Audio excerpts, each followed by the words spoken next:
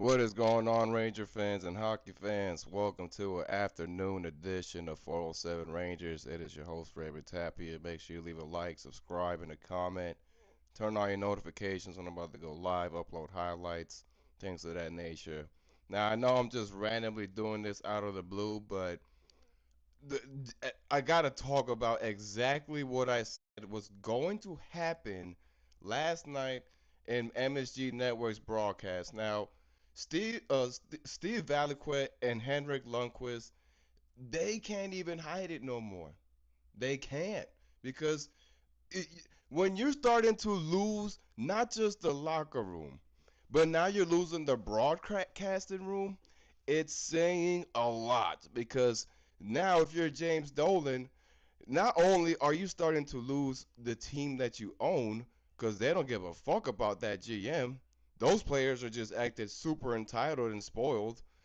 Now you're losing the broadcasters. The broadcasters can't even hide it no more. All I got to tell you guys is go watch that recent post game from the Senators and Rangers game when Henrik Lundqvist and Steve Valiquette tried to break down the game. They had no words. They couldn't even they're running out of ideas. Henrik Lundqvist, of all people who tolerates the garbage this team does, he can't even provide the right information or analytics as to why this team is just historically and statistically bad. You know it's bad when Henrik Lundqvist himself said no excuses. I mean, guys, I don't know what more it has to take from James Dolan to realize you have to change things. And it's not just with the GM. No, Chris Drury isn't enough. The biggest problem with the New York Rangers is the traditions. They follow traditions that still fucking go back to the 1920s. Why do you think we haven't won a Stanley Cup in damn near a century? Because they don't know how to change the entire environment within itself. It doesn't just take the GM. No, if your team is heading toward this consistent direction where even when you make the playoffs, you don't even see the promised land, you gotta change everything from the receptionist to the guys you've had in there for 40 plus years. They gotta go. You gotta bring in new ideas, new guys. Hell, I'm bring in the analytic nerds for this shit because that's what it's gonna take. And we're gonna talk about what Vincent Trocek said because that shit was hilarious as fuck to me. It's resenting. Oh yeah, it's resenting. All right. How is it resenting by you answering back to losing two more in a row? Yeah, that's resentful. All right. Once I heard that from Vincent Trocek, I was like, he does not get. He's done. He's just collecting the pay. This is why I said Sullivan definitely lost the locker room because how are we in January and you still are trying to come up with answers? Like you're still telling the press you're looking for answers. We are in January. Like the season's been started. We're halfway past that. We're already towards the second half of the season. How the hell are you looking for answers in the second half? You were supposed to find them within the first week of the first half of the season. From there, that's when I knew. I was like, "Yep, this is gonna be a repeat of last year. They're gonna just do another one, another repeat." And sure enough, look, guys, I don't like being negative. I don't like. I would love to be how we were in 2024. The problem is because of how Chris Drury went about the Barkley Goodrow leaving within that season and not acquiring the right assets. You're fucking scared to trade away Chris Kreider when that was the best time to do it because he was going absolutely crazy. Let alone Alexis Lafreniere. You had your chance to trade all those guys that almost got you to the promised land, and that would have gotten you a way better situation because you would have actually gotten guys like Jay Gunsel. Jay Gunsel would have been exactly what you needed, and the window It could have continued. Could have easily continued. But no. The Rangers don't like doing that. They still like moving 10 steps back. And this is why even with Henrik Lundqvist's Stanley Cup Finals appearance, this team is going to be talked about as like the categories of like teams like the fucking Senators. Yes, we are going to be in that discussion real soon. It's it's it's already like there. You know what I'm saying? So nothing's gonna like change because they don't even want to change the whole they don't want to clean house. Dolan isn't cleaning house, and if he fires Chris Drury, guess what's gonna happen? He's just gonna find another nepo GM that's gonna be sitting on Dolan's lap, and then it's gonna still continue. It's just going to continue. I still cannot for my life understand why David Quinn got a job back when he didn't do anything good to begin with. Like, what was the point of that? For a fucking Boston Tea Party reunion just because you all went to Boston University together? Fuck out of here, man. This is just no. This is garbage. This is absolute garbage. If you ask me where I'm at with this season, I already waved the white flag. I already waved it. I hate to say it, but the Rangers need to yell truce, and you gotta shut. At this point, you might as well shut down Igor and Fox and just face the inevitable and just accept that you have to tear it all down and try to move as many guys as possible. Plain and simple. And if you guys are on the chat, feel free to hop on the chat. You guys can express your 2 cents. I would love to hear what everybody is feeling about this current season and the situation it's become and it's going to be with Chris Drury still in office. Because it, it, I would love to hear what you guys have to say about all of it. Because man, this is absolutely disgusting to watch. Like, guys, like I said, the only reason why I watch these games is for this. Other than that, if I did not have this channel, I would not, those games are so unwatchable. It's like they can't even make the games watchable. That's the saddest part about the New York Rangers right now. Games aren't even watchable. You have to force yourself to watch these games. And that's the worst feeling right there. When you're trying to root for a team you have so much passion and love for, but the way things go, it's like you have to like drag yourself out of the floor and crawl to the TV just to watch it, just because you don't like you feel like you don't want to turn your back on the team because you feel like you got to stick through it no matter what. And I totally get it because you do that. It happens with every team. Every team got their glory days, and then there's certain eras where they're gonna have some super real shitty days and seasons. You know what I'm saying? Now, where I'm at with this team, let me tell you something right now. The New York Rangers, they're going to be the New York Jets of hockey. I'm being so 1000. And guess what?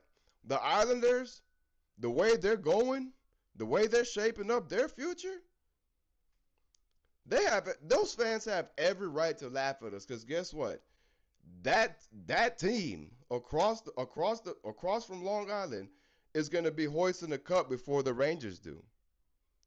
And then when Dolan sees that, how you gonna answer? How are you gonna answer to when you see a team that hasn't won a Stanley Cup since the 19 fucking 80s, mind you, and they actually had a dynasty team in that era, win a current Stanley Cup? Is that not gonna feel like the biggest slap in the face to you? You just watched your rival team cross town hoist the cup before you did, and you had all the pieces to get the cup before the Islanders, and now you're in a situation where you're not going to see a cup for a while because of the way Drury constructed these contracts. Now you got to sit back and watch the Islanders better themselves for the future because Matthew Schaefer is definitely a generational defenseman. Like, people can sit there and say, "Oh, it's too soon. It's his first year." Nope. Everybody said the same thing with Macklin Celebrini, and look what he's doing. This halfway in the season, Macklin Celebrini already has more than 70 plus points, close to 100. This guy's gonna finish the regular fucking season with 150 points. The San Jose Sharks absolutely cooked drafting Macklin Celebrini. Greer is going to have a job for a long time. That move right there got him a fucking extension. 1000%. And like I said, when Will Smith and Michael Misa merge, that's going to be their big three. And then you have Arskar behind the net and Mackenzie Blackwood. The Sharks are in a really good direction. And this year, they actually can make the playoffs. Look at that. Last year, you all thought like they were gonna be mid for a while. They are ahead of schedule now. Ahead of it. Like definitely. 1000%. Like if you're a San Jose Sharks fan, I'm super jealous because the future is super bright for the team. Super bright because they're gonna be that team's gonna be you guys better watch out for the Sharks because you know what they Macklin Celebrini is gonna turn that team into a place where people want to go play just off of him alone because they most likely are gonna like what they see out of him. They're like, I want to play with a guy like that and I want to help him win because he's already young and he's already blossomed into an NHLer. Now with Alexis Lafreniere, we're 6 seasons in. He's only 24 years old. I can tell you right now, this is when we lost Lafreniere. The minute Lexi Lafreniere signed the extension, that's when you lost Alexis Lafreniere. Because before that, he was showing all the potentials you wanted out of him. Like I said, 2024 was his best season so far with the Blue Shirts. Prove me wrong. I mean, hell, I'm saying it myself. 2024 was his best year. He was going absolutely berserk on the power play, one and everything. So, like I said, now you would here's how I saw Alexis Lafreniere before he got to the Rangers. What made me say this guy, wherever he goes, he's going to be really good. World Juniors. Just look at his World Junior highlights and you'll see where all the hype was coming from Alexis Lafreniere. Because if you see how he played in the World Juniors for Team Canada, you will know how he started to get looked at very deeply by a lot of NHL scouts, and they all wanted him. So it wasn't just particularly the rank. When he landed to the Rangers, I was like, oh my God, we're going to be super good. We just landed a guy I just watched in the World Juniors dominate. So I was happy.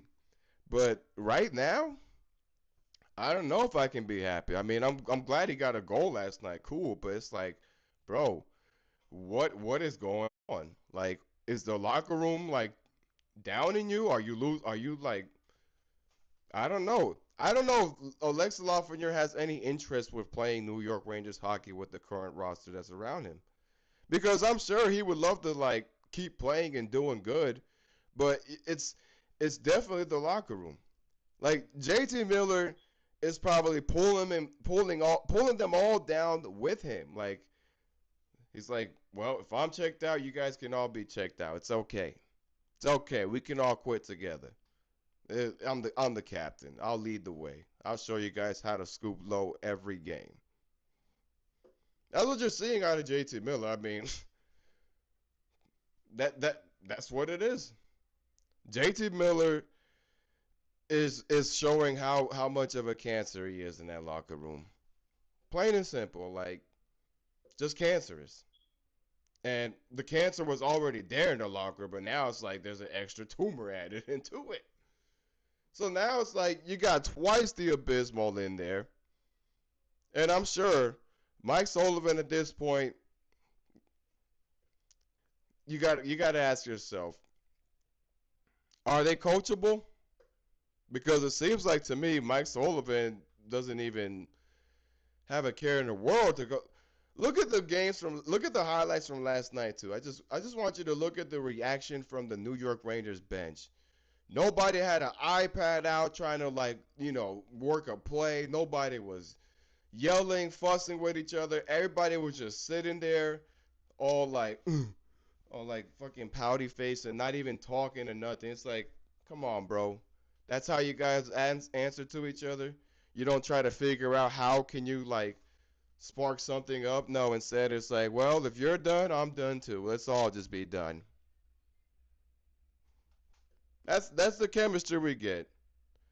Now, as far as the younger guys, I'm not gonna put the blame on the younger guys. No, because the younger guys are trying. The younger guys are definitely doing their part. So we can't put the blame on them. Now, as far as Will Cooley, as much as I love Will Cooley, I don't for my life know why he's a top 6 player right now. Like, why is he in the top line? We all know he's a third or fourth liner. Why is he in the top line? Like, he's not, like I said, Sullivan, at this point, he's just doing whatever. He's just trying to toss up whatever lineup will give him an answer. And as you can see, it's not going to give him an answer. Now, as far as Jonathan Quick, man, I listen, for my life, I get it. Some people don't like Garon. They feel like he's not an NHLer. He's not ever going to be ready. But at this point, you might as well give Spencer Martin and Dylan Garon a shot. Because how many more times is Jonathan Quick going to how many more goals is Jonathan Quick going to allow, and to the point where he's like just going to want to retire? He's not going to come back to this shit. He's going to take this last bit of the contract that's up for this year, and he's going to hang it up. There's no way in hell Jonathan Quick's going to come back to this. No. Because with his mentorship, that's not even helping right now. It's not helping the Rangers one bit, because look how they're going about it. Look how they are helping Jonathan Quick on defense. And I'm not even going to put the blame on Gavrikov, because like I said, Gavrikov is stuck with what he gets. He's stuck with Schneider. Braden Schneider's the one. Oh my God! I still, like I said, Braden Schneider. He's so unhinged. He can't even fucking quarterback properly off the goal line. Like, he's sloppy. He's a walking turnover every time he's on the ice. Every time. And for my life, I can never fathom what Chris Drury sees in this guy to think that he's making your defense better. He's not. I put all my money, if I see a stat, he's like minus 20 on the stats. I can put all my money on it. All of it. And like I said, for Chris Drury, good luck trying to beat buyers for the deadline. Just good luck. Because you're supposed to win 25 out of 36 games for the rest of the season. And you still haven't won any yet. And now you're down to 35. You got 25 out of 35 games left to go. You have to win 25 games just to get yourself in the wild card spot. Now let me ask you, Ranger fans, do you truly think the New York fucking Rangers are going to give you 25 more wins with the remaining schedule left? 20. They're asking for 25, y'all. So if y'all want to see the playoffs, they got to give y'all 25 wins. They can't even give you overtime points, because the overtime points would be the only thing that can save them right now, and that's not even coming across. Road Warriors, throw that out the window. They're no longer that. We just had a mirage in the first half of the season of that. It was first half Road Warriors. That's what this team was. Because now you can't even rely on them giving you a road victory. You see how they're going about it on the road? They can't win on the road. They cannot win on the road now. That it's out of there. It's gone. Like I said, man. and on Saturday, I can assure you, Trevor Zegras, Travis Konecny, Owen Tippett, Noah Cates, Matthias Michkov, freaking Travis Sanheim, Cam York, all those guys are going to be out for lunch. I mean, last night they couldn't even beat a goalie that's ranked 60 fucking four. I don't even know the goalie's name for the Senators. I just know they couldn't find an answer for that. This guy is ranked 64th from what I've seen. The goalie, I don't even know his name. I'll look it up later, but he's ranked 64th in the NHL. And you couldn't even beat a goalie like that. Like I said, this team is not going to win 25 games. This is part two of last year where they fooled us and then they fooled us again with the first half. And now look, they showed you what they really are. They're just collecting paychecks and feeling entitled because they play New York Rangers hockey. It's disgraceful. It's disgraceful, man. I just, I would love for this team to be a team where people want to actually win rather than just trying to explore New York City and party. That's the problem here. New York, when players go play in New York, they completely forget that they're trying to create a culture to win. No, instead, it's a culture to live the life of a rock star and party. Go out there and smash every supermodel you can in New York City.